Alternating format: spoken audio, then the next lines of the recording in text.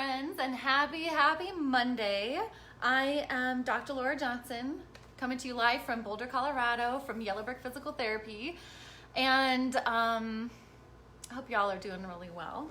So tonight's welcome. It's like I haven't done this in a week or something. So I'm Dr. Lara Johnson from Yellow Brick Physical Therapy in Boulder, Colorado, and welcome to another episode of Supersoul Boulder, where we talk about everything mind, body, heart, health, and wellness. And the title or topic of tonight's show is inspired, again, by one of my favorite pieces of music. Carlos, you did make it. Great to see you. And Dan, you made it too. Oh my gosh, that's awesome. Two of my favorites out there. So here we are, Supersoul Boulder, mind, body, heart, health, and wellness. You might wonder sometimes where that heart comes from. I think that a lot is said around mind, body, health, and wellness, and I think it's missing a piece. It's missing one of the three main centers that are important for your health and well-being, overall well-being, and that's the heart. And one of the things my heart loves, and that I forgot, oh my gosh, Dan, wow, that sounds exciting. One of the things my heart loves is art and music. And this is coming from someone who, I studied science for so long, and I ran so hard for so long, to the point where I kind of forgot some of the things I also really loved and enjoyed. And so one of my favorite musicals is Hamilton, as some of you guys know already. And it's because it's this amazing, complex work of art in which there's this great song where he says, "In the eye of hurricane, there's quiet." And so I don't know about you guys, but right now, and I know this happens many times at different points in our lives where we can feel out of sorts, but right now, I don't know, maybe not everybody, but in the last week, I felt all the swirls, all this stuff. Maybe it's this coronavirus pandemic. Maybe it's the confusion around people's opinions around all these viewpoints.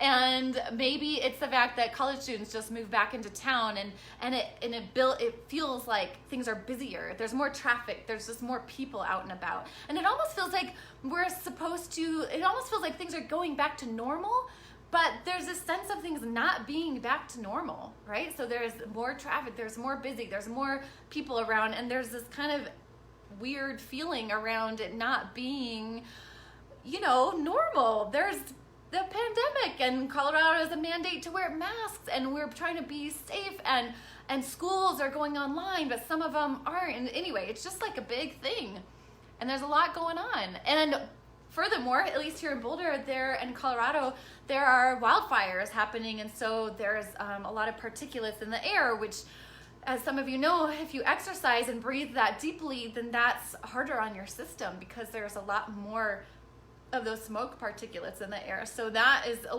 can be distressing and lead to more decision making to have to make, and what's the healthiest thing for your body, right?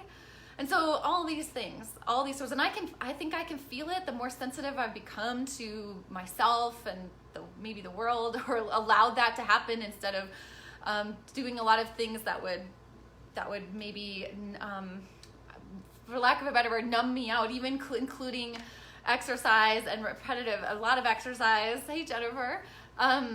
That is, that can take us away from how it feels. So as I become more sensitive to everything, I'm like, wait, I don't even know why, but I'm feeling this weird, this weird thing. And my body, my nervous system can feel it too. So I don't know if any of you guys feel that out there. Maybe it hits us at different times. It could be from lots of different reasons, right? But my point is, we can hit this point in our lives without a pandemic. It's just that I think with that, a lot of people are feeling a lot of the same kinds of things all at one time. And so it's like a hurricane, right? It's like a tornado, but it doesn't mean we have to get swept up and pulled around in it, because we're not in a tornado or a hurricane. And I like tornadoes because, my practice is called Yellow Brick Physical Therapy for a reason, because it's one of the greatest stories in mythological stories that talks about the hero's journey and your journey throughout life and all the twists and turns we take. But anytime you come across a point in time, maybe like this, or maybe like an injury you've had in your life, or a loss you've had in your life. Helene, great to see you. Oh my gosh, I missed you from water running. I taught that for like 6 6 years up until lately, and it's strange to not have that weekly. Again, another strange thing. Kim, great to see you. Another strange thing to not have some things we're not doing right now, which is different, right? And so we can get any point in our lives, we can feel like we're pulled around. I was saying like a tornado. I find that when people get injured or start something brand new, like a business, or there's lots of ways that this happens, but it feels like a tornado has spun you around and dropped you in a whole new situation that you're like, what is this? What am I supposed to do with this new thing? It's like you're in unknown territory. And, for Dorothy, she got to land, and for some of us, we sometimes feel like we're all spinning still at certain points, right? So how do we live where we're not caught up in all of that? And maybe just be distractions. There are lots of points in life where we may just get caught up in the mental distractions of our own mind, or the busy automatic stuff we do and have to keep going for our families and for our jobs and for everything going, and it can feel very, very much like a hurricane or a tornado, right? So backing up a little bit, I like tornadoes for, how I name my practice, but then I loved where in Hamilton, he's like talking about in the eye of a hurricane, there's quiet. And he's talking about this point in his life where like the calm before the storm, but I think that we have points in our lives where it can feel very stormy. But there is an opportunity also to be calm and in the eye of the storm. And I don't mean to discount any of the challenges anyone's facing, especially right now, but all I'm saying is, right there, you've probably experienced it yourself before, where when are those times when you've been able to feel more centered or more grounded, or whatever word resonates with you, even when all this craziness is going on, whatever that craziness is for you, right? It can look different for all of us, and at different points in our lives, not necessarily just now, but in our past and probably in our futures too, right? But right now, if that's going on, what are the things that help you feel more like you're in the eye of the storm? So the storm can still be happening around us, but it doesn't have to happen to you, and it doesn't have to be you, right?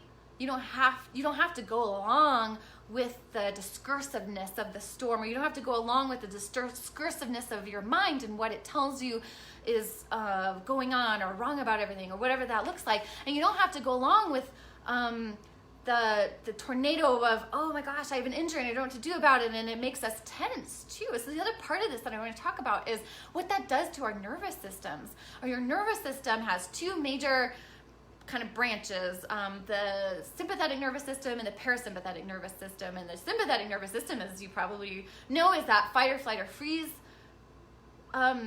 branch or part of it. When it's activated, it's like tense mode. It's I'm ready to fight or freeze, right? Freeze up, or fight, run away. So you have this physical response. Your pupils dilate.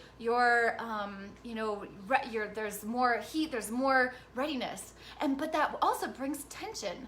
It brings tension anyway. And in our modern day, when we don't have tigers looming and real dangers around,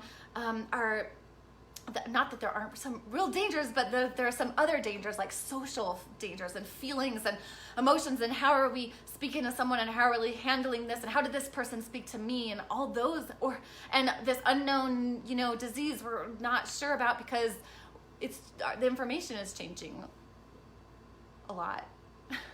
And so our sympathetic nervous systems are activated a lot, even if we're just feeling stressed about whatever, all these things going on, right? That's a lot of activation. But so the sympathetic nervous system is also active when we're exercising, when we're talking, when we're thinking, when we're working, when we're doing a lot of usual activities. And how often do we let our parasympathetic nervous system, this other side of it, to be more active? This is the resting and digesting. This is the best way to remember, right? Fight, flight, fight, or freeze, and resting and digesting, or the recovery or resting part of the nervous system. Dan says the mind sending messages to the body. Yes.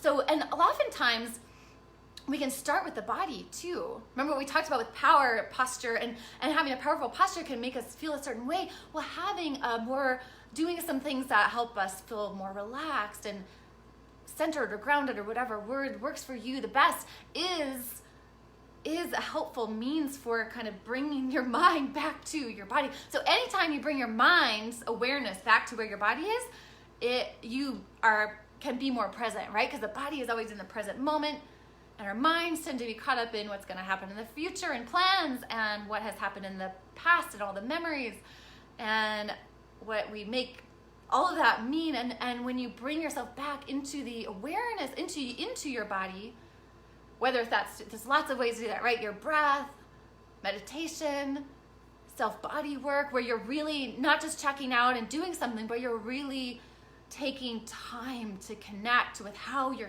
feeling. Sensing practices can help with this too. And so then if we allow and practice a little more time, which is super duper hard when we're like in this kind of whirlwind place, but if we can just add some time to do that, it's like the more stressed you feel, the more you need that time, that downtime. It's like, what is that saying?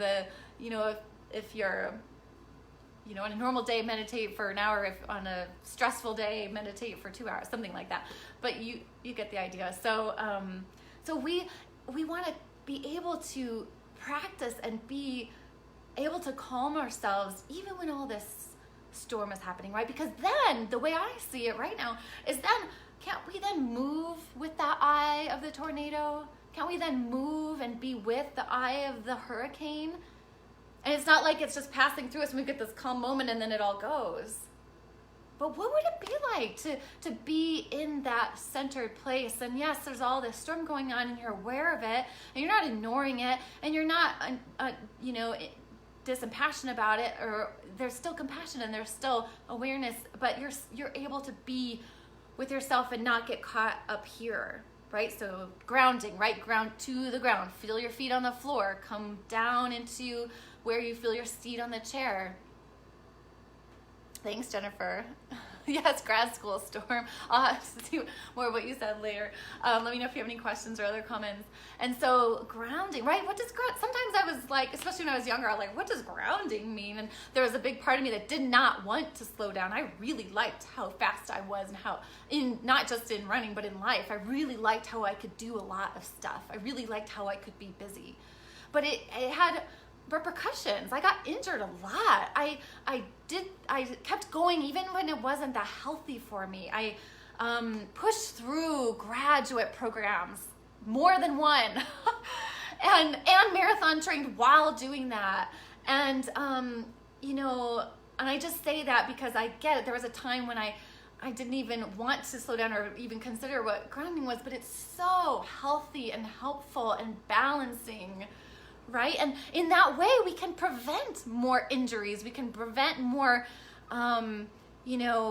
stressful, anxious modes that we can get into. Daniel says deep breathing exercises. Yes, relaxation, being great. Oh, I'm so glad you brought up grateful and progress. Yes, and I just read something about this. So I'm sorry, I'm half reading this. So grateful for all we have. It can sound cheesy if you've never really talked about it or listened about it before, but for a good while I was doing a gratitude journal, and it makes a huge difference. In fact, I get up first thing in the morning and just spend 5 minutes